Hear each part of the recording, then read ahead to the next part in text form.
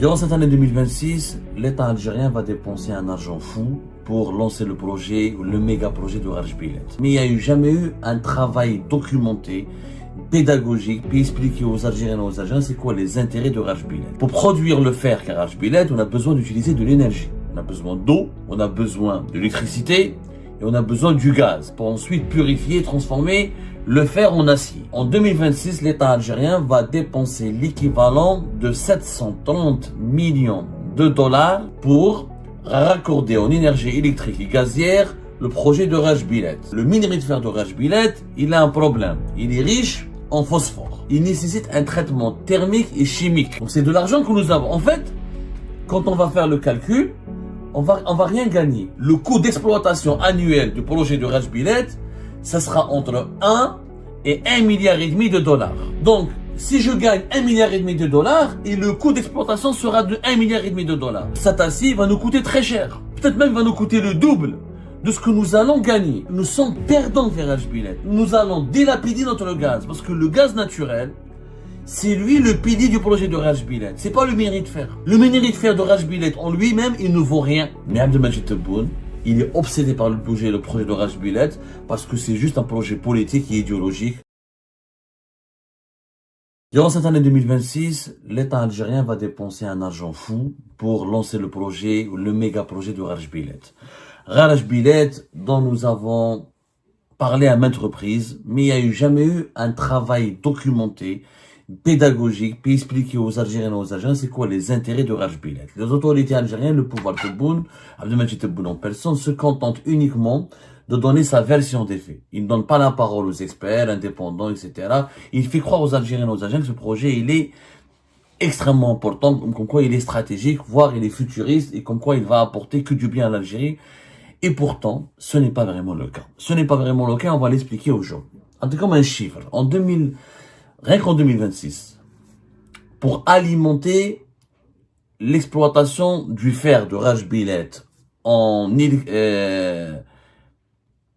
électricité et en gaz. Vous savez, le projet de Raj Bilet, on ne l'a pas expliqué très bien aux Algériens et aux Algériens. Les autorités ne font pas preuve de pédagogie, comme je l'ai dit. Pour produire le fer qu'est Raj Bilet, on a besoin d'utiliser de l'énergie. On a besoin d'eau, on a besoin d'électricité et on a besoin du gaz. Parce qu'il faut faire utiliser du gaz pour ensuite purifier et transformer le fer en acier. En 2026, l'État algérien va dépenser l'équivalent de 730 millions de dollars, je dis bien l'équivalent de 730 millions de dollars, pour raccorder en énergie électrique et gazière le projet de Raj Bilet. Tindouf et Béchar. 730 millions de dollars. C'est quand même important, est-ce que c'est intelligent de donner du gaz et de l'électricité à Raj Bilet alors que l'Algérie aurait pu ou pourrait exploiter du gaz et le produire et l'exporter directement à l'étranger? Faisons un débat, pesons le pour et le contre. Mais d'abord, rappelons les faits. Scientifiquement, il faut savoir que le minerai de fer de Raj Bilet, il a un problème. Il est riche en phosphore. Contrairement à d'autres minerais de fer qui existent à travers le monde, il nécessite un traitement thermique et chimique. Pourquoi? Parce que un minerai qui est riche en phosphore, il n'est pas exploitable. Son prix sera bas. Il faut le purifier. Il faut enlever ce phosphore pour le rendre utilisable et il faut qu'il ait une teneur de phosphore conforme à certaines normes pour que ce fer puisse être transformé en acier. Alors, la technique que l'Algérie va utiliser pour réduire le phosphore, ça s'appelle la réduction directe, DRI. L'Algérie va utiliser une technologie de réduction directe du fer qui utilise le gaz naturel et non pas le charbon. Dans d'autres pays, à travers le monde, on utilise souvent le charbon pour réduire, pour purifier le fer. Ils lui ont enlevé le phosphore. C'est comme le charbon est très polluant, et comme en Algérie on n'a pas beaucoup de charbon, on a plus de gaz, on va utiliser le gaz naturel. Le gaz naturel sera utilisé comme un agent, on appelle ça un agent réducteur. Par la suite, une fois qu'on va le nettoyer ce fer, on va l'amener de Tindouf sur une ligne de chemin de fer de 950 km vers Béchar. Cette ligne de chemin de fer va donc ramener acheminer le fer vers un centre, un complexe sidérurgique pour transformer le fer en acier. Et l'objectif de l'Algérie est de 2 à 10 millions de tonnes d'acier par an, à moyen terme. Au début, on va commencer par 2 millions de tonnes. On est censé commencer dès maintenant par 2 millions de tonnes. D'ailleurs, depuis 2025, on est censé avoir produit 2 millions de tonnes, ce qui n'est pas vrai parce que on n'a pas terminé le chemin de fer, etc. Donc, on n'a que du fer, on n'a pas encore d'acier. Il y a une différence, entre le fer et l'acier. L'acier, c'est le produit final. C'est la transformation du minerai de fer en acier. C'est le produit final qui sera utilisé pour les besoins industriels. Le fer, le minerai de fer, c'est la matière première. Il faut comprendre, il faut savoir que scientifiquement, pour produire une tonne d'acier, via le procédé de la réduction directe du fer, ça nécessite environ 300 à 400 mètres cubes de gaz naturel. 300 à 400 mètres cubes de gaz naturel. Il n'y a pas de gaz naturel à Rajbilet, il faut l'amener dans d'autres gisements, notamment de la wilaya d'Adrar. Donc il faut construire des nouvelles infrastructures, notamment peut-être des gazoducs, etc., certainement, pour acheminer ce gaz naturel depuis Adrar vers Tindouf pour utiliser ce procédé de DRI, la réduction directe du fer.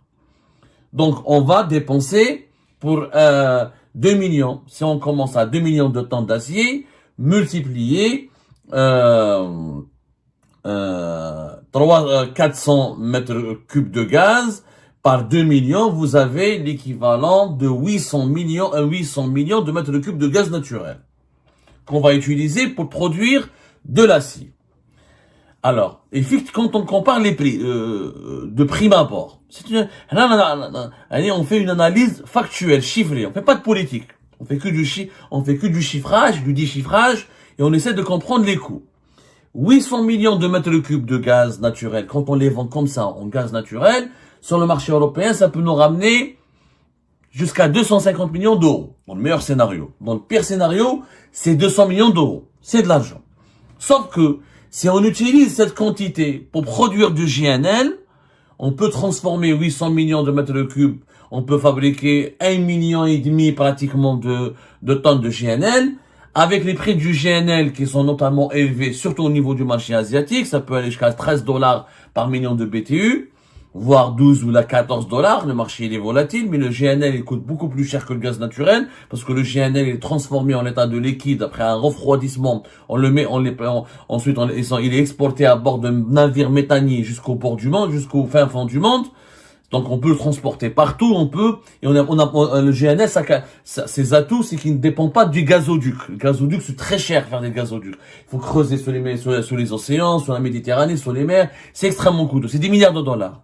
On prend des navires méthaniers et le GNL peut être transporté, exporté partout à travers le monde. Le GNL peut nous rapporter plus de 1 milliard d'euros. Il peut nous rapporter plus de 1 milliard d'euros. Maintenant, combien vont nous apporter l'acier? Si on exporte que l'acier. Avec les prix, il faut savoir il y a deux prix que vous devez connaître. L'acier en ce moment est à 750 $. 750 $ la tonne. Voilà. L'acier ces derniers temps se porte bien. Depuis 6 mois, les prix ont augmenté de 11%. Mais depuis une année, les prix ont baissé de 20%. Et depuis 3 ans, les prix de l'acier ont baissé de 35%, 35,1%. Les prix du fer, le minerai de fer pur, lui, il est à 108 $ la tonne. Il est en augmentation légère de 0,35% et il est en hausse de 10% par rapport à l'année dernière. Donc le minerai de fer, ça va, 10% d'augmentation, mais l'acier, il est en chute. Les prix de l'acier sur le marché mondial, par rapport à une année, c'est en baisse de 20%. Donc c'est pas des matières vraiment hyper stratégiques ou qui ramènent c'est important pour l'industrie. Bien sûr, l'acier il est important. Mais qu'on n'est pas une période, un âge d'or au niveau des marchés. Les prix sont pas vraiment florisants. Il faut multiplier, si on produit 750 par 2 millions de tonnes. C'est simple, fait calculatrice. 750 actuellement, multiplié par 2, on a 1,5 milliard. On parle en dollars là, je parle en dollars. Alors que moi, je parlais tout à l'heure, en euros, kiff kiff. C'est-à-dire que si on exporte de l'acier transformé, c'est 1,5 milliard. Si on vend du GNL, c'est 1,3, 1,2 jusqu'à 1,5 milliard de dollars. Pratiquement 1,5 milliard. C'est le même coût. Sauf que dans le coût de production de l'acier qui proviendra du fer de Rajbilet, nous avons des coûts de transport importants. Nous sommes en train de construire un chemin de fer de 950 km qui va de Rajbilet, Tindouf, jusqu'à Béchar. Le train tout seul va nous coûter plus de 6 milliards de dollars. Et ça, c'est un coût initial. Il peut y avoir de la surfacturation, il peut y avoir du surcoût parce que construire un train dans un désert, dans le désert, il faut l'entretenir, les chemins de fer, il faut ramener les engins, les nouveaux trains, etc. Ça va coûter très très cher. Énormément cher. Il faut savoir que le train, il est essentiel. Pourquoi? On n'a jamais expliqué aux Algériennes et aux Algériens pourquoi il faut un train. Si on n'a pas fait le train Alger-Béchar, transporter le minerai de fer de Rajbilet jusqu'au complexe de transformation sidérurgique de Béchar, le coût va nous coûter entre 20 et 30 dollars par tonne, par camion. Le fer donc sera très cher. Au lieu de coûter, il va nous coûter beaucoup plus cher. Le coût du transport uniquement par camion, il est entre 20 et 30 dollars par tonne. Les études menées par l'État algérien démontrent que la nouvelle ligne ferroviaire Béchar-Rajbilet, elle va diviser les coûts par 4. C'est-à-dire, au lieu de coûter 20 ou 30, ça va coûter divisé par 4. Ou 5. Ce qui va rendre le projet plus profitable. Sauf que les chemins de fer, il faut le construire. C'est de l'argent. Je dis bien, c'est de l'argent. Et ça coûte énormément. Ça va coûter la finalité, 6 milliards de dollars. Et encore une fois, maintenant, des évaluations définitives. Parce que c'est des sociétés chinoises, il faut les payer, etc. Rien que la première ligne, la première tronçon à 495 km, c'est 2,8 milliards de dollars. Donc les 950 vont coûter minimum dans les 6 milliards de dollars, sans compter les entretiens, etc. Donc, le coût, même si on a divisé le coût par 4 ou 5 grâce au train, le train est un coût. Donc quand tu vas vendre ton acier pour 2 millions de tonnes, si tu les exportes, si on exporte toute la totalité de ce que nous allons produire, on va gagner 1,5 milliard de dollars. Mais il faut qu'ensuite, de ce 1,5 milliard de dollars, enlever les coûts. Du coût du transport, et en plus, il y a d'autres coûts. Ce qu'on ne dit pas aux Algériens, le coût du gaz, donc on a perdu 1,5 milliard de dollars qu'on aurait pu exporter en GNL, et 250 millions d'euros qu'on aurait pu exporter en gaz naturel brut. Donc c'est de l'argent que nous avons. En fait, quand on va faire le calcul, on va rien gagner. Sarahatan, avec Rajbilet, on va rien gagner. D'abord, il y a il faut savoir que le coût d'exploitation annuel, pour 2 millions de tonnes, le coût d'exploitation annuel du projet de Rajbilet, ça sera entre 1 et 1,5 milliard de dollars. Pour les premières années. Déjà, le coût d'exploitation. Donc, si je gagne 1,5 milliard de dollars, et le coût d'exploitation sera de 1,5 milliard de dollars. Le coût du transport, le coût de la transformation du fer, le coût du gaz que je dois fournir pour purifier et nettoyer le fer, comme je vous ai expliqué, pour la réduction du phosphore, le coût de l'eau, on n'a pas calculé l'eau. L'eau dans une région qui est désertique, l'eau il est précieux, on n'en a pas parlé, on fera une autre émission. Le coût de l'électricité, le coût de la main d'œuvre. Donc, cet acier va nous coûter très cher. Il va nous coûter énormément. Peut-être même il va nous coûter le double de ce que nous allons gagner. Donc, pour 1 million de on a fait le calcul, pour 1 million de tonnes, à long terme, c'est-à-dire, parce que le projet de Rajbilet, il faut l'expliquer. C'est que nous avons des réserves de 3,5 milliards de tonnes. C'est le troisième au monde. Après des gisements qui sont au Brésil et en Australie.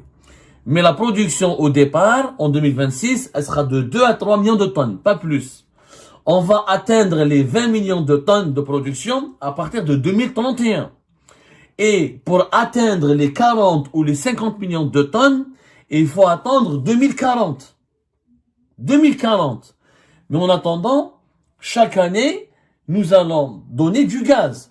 Il faut savoir que pour 2 millions de tonnes, ça va nous coûter pratiquement 800 millions de mètres cubes de gaz. Mais si le jour où Rajbilet devra produire 40 ou 50 millions de tonnes, il nous faudra à peu près 10 milliards et demi de mètres cubes. 10 milliards et demi de mètres cubes de gaz. 10 milliards et demi de mètres cubes de gaz, c'est 15% de la consommation nationale. 15% de notre consommation nationale du gaz, elle sera consacrée en 2040 à Rajbilet. 2040, il faut savoir que déjà notre consommation nationale est en train d'augmenter. 15% de la consommation d'aujourd'hui.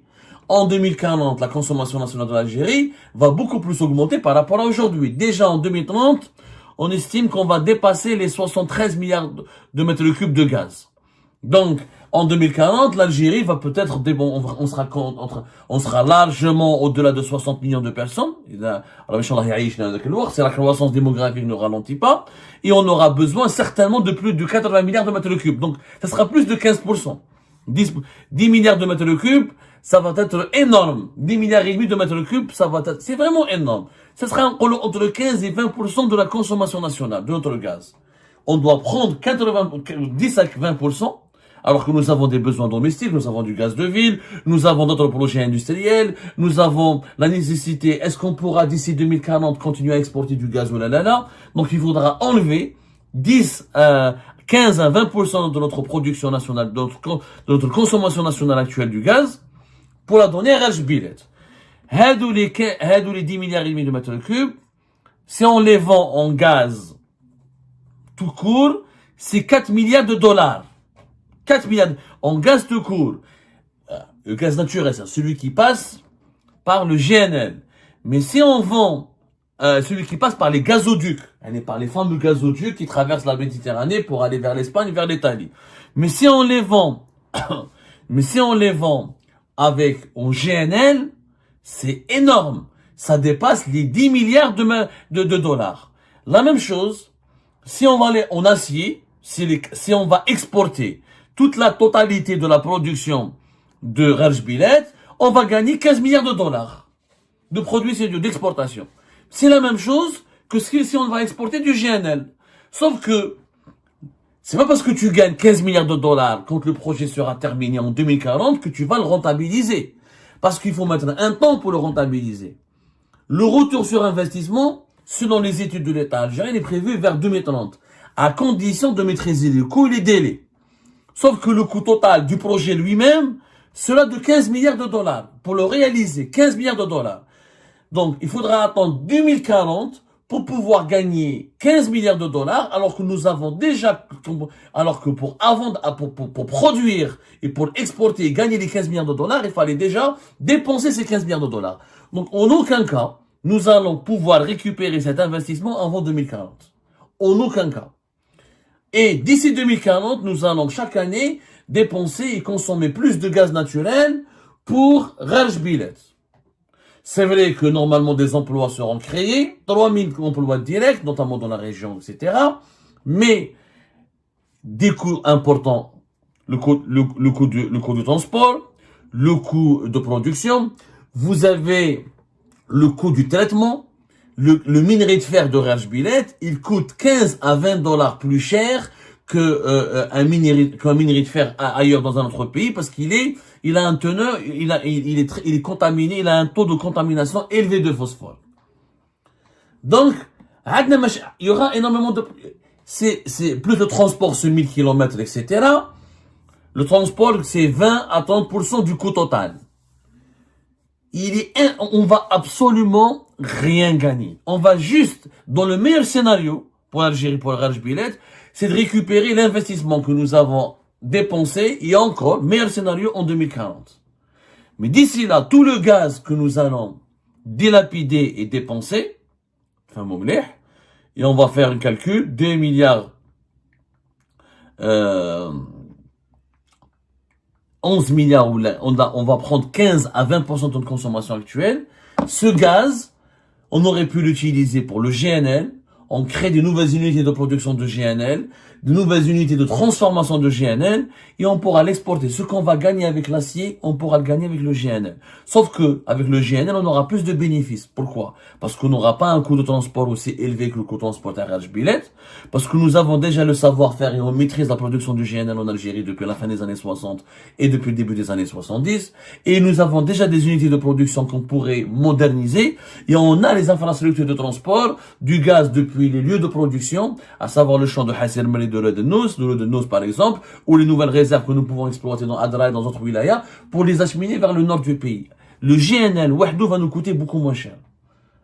Il n'y aura pas les mêmes coûts de production, et on n'aura pas les coûts du traitement, etc. Comment purifier le gaz, comment on doit purifier le minerai de fer le minerai de Rajbilet. Le GNL, Wahdou, en Algérie, يدخلنا دراهم. C'est un calcul.